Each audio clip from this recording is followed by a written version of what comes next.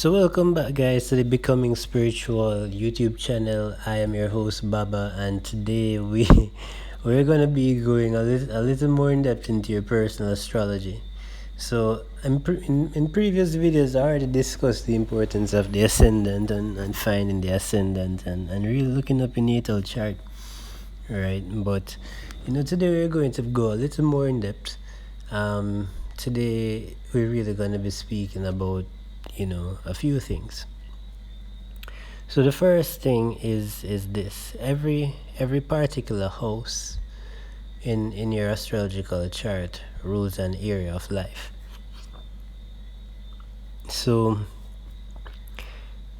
you need to get your birth time down to like within a span of 2 hours to really get the correct ascendant, right? If you don't have your birth time, right?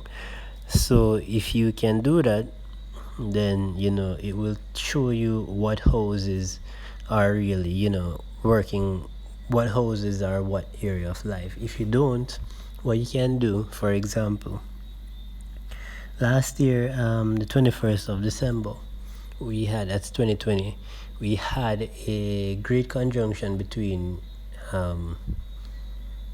Saturn and Jupiter. So if you can reflect back to that time and figure out what area of life was affected or received a change in that time, then you'll know what your ascendant is. Because, for example, say it was a change with your siblings, so then that would be the third house, for example, and then that would really mean that you are what you call it, a Sagittarius ascendant, right? Is it Sagittarius? Yeah, Sagittarius, right? Because so you have Libra, so then Sagittarius, Capricorn, yeah, right. So that would be your third house, for example, right? If it was a major change in regards to your children or that nature, then it would be your fifth house, and then that would be, you understand. So it really depends. If it's like a major change in business, it might be your 10th house. So then you can use that to figure out, counting based on the number of houses going in the opposite direction, what it was, right? What house is your first house, and then you can start to match other things just to kind of rectify and clarify that that's what it is, right? That's the house. So now you have your ascendant. Okay, so every house, like I said, rules a different area of life, right? And there are some other things that people don't really, not all people that are beginning in astrology really take into consideration. For example,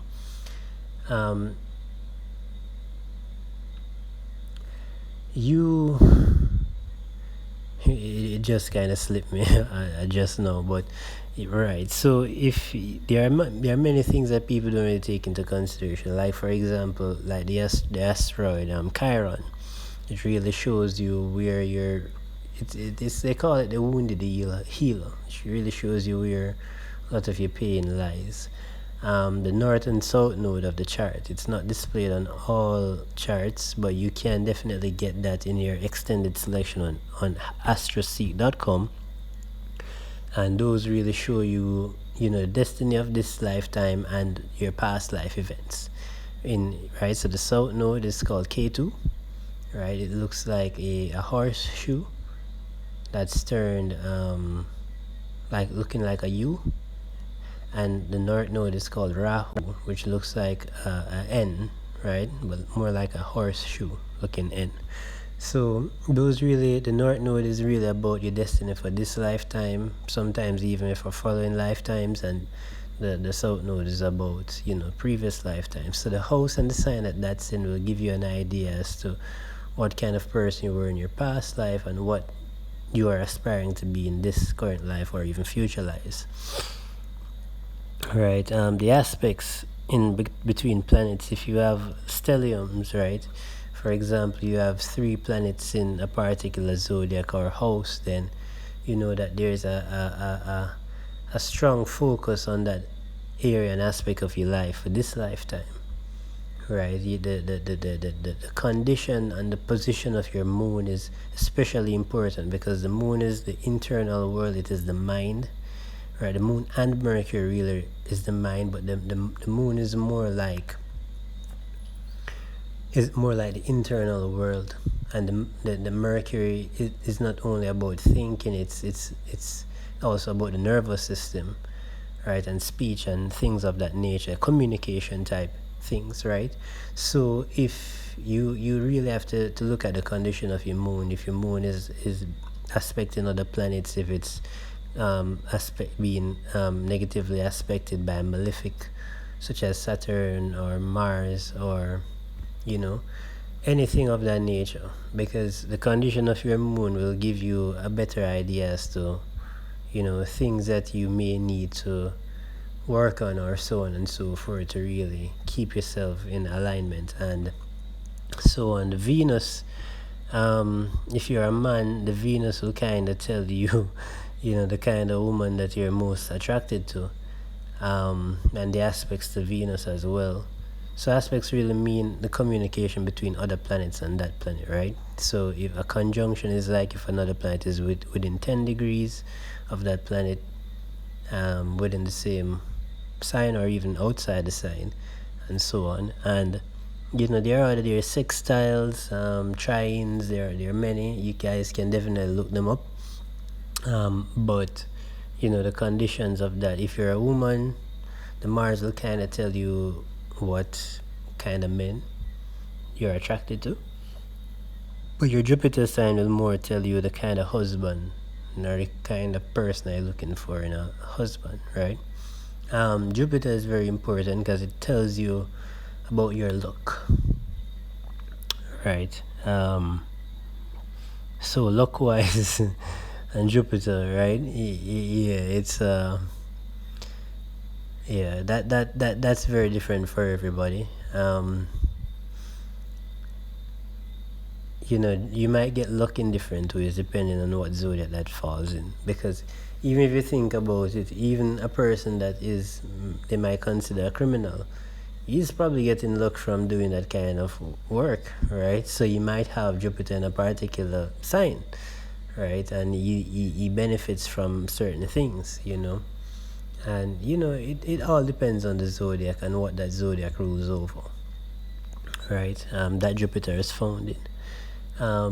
Your sun sign, it's really about the ego, it's important too. It's important too. It kind of gives you an idea as to how you come off and certain traits. The house that's it's in as well kind of really amplifies that house. The aspects to the sun is important.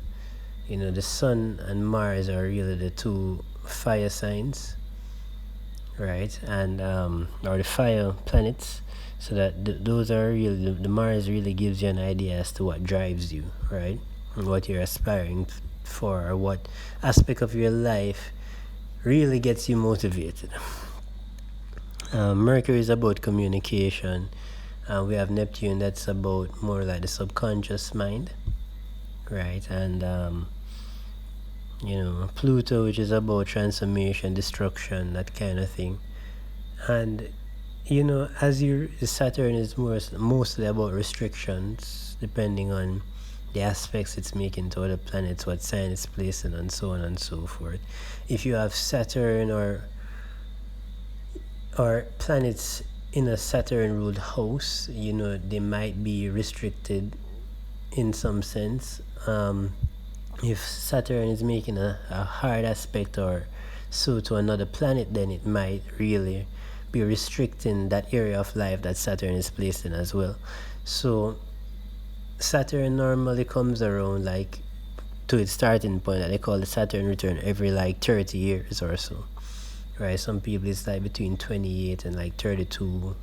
Sometimes it can go up to like 35. It depends on the person and how fast and Saturn is moving and all of those things. But it's generally in that age group. Your first Saturn return is around that time, so normally if you learn what you're supposed to learn, and then the restrictions will be lifted on that area of life, and then you kind of become a bit more free.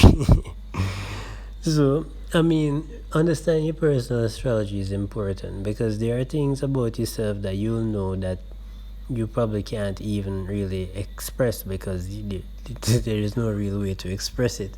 A lot of things that people think are wrong with them can be found in their chart, and then they'll really delve into a higher state of self acceptance. So, know your chart, guys. It's one of the most powerful tools you have, and it can take you very far away. And when you start to get into timing certain things in your own life, that's what you're going to use.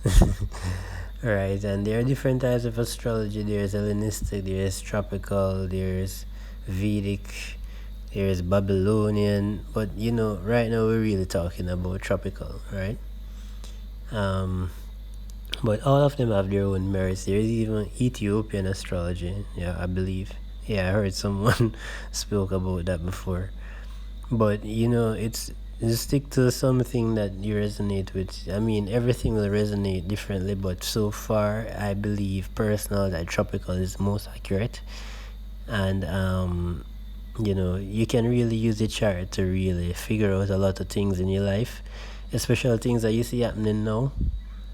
You'll be able to understand it a lot better. So yeah, guys. So yeah, I kind of feeling a bit tired. I shouldn't say tired, but I am, But anyhow, that's really it for this episode, guys. Definitely like, subscribe, hit the notification bell so you can be notified when I post a new video. And definitely, guys, just hang in there. We'll be seeing a lot of things coming to light very soon. So you all take care with love and peace.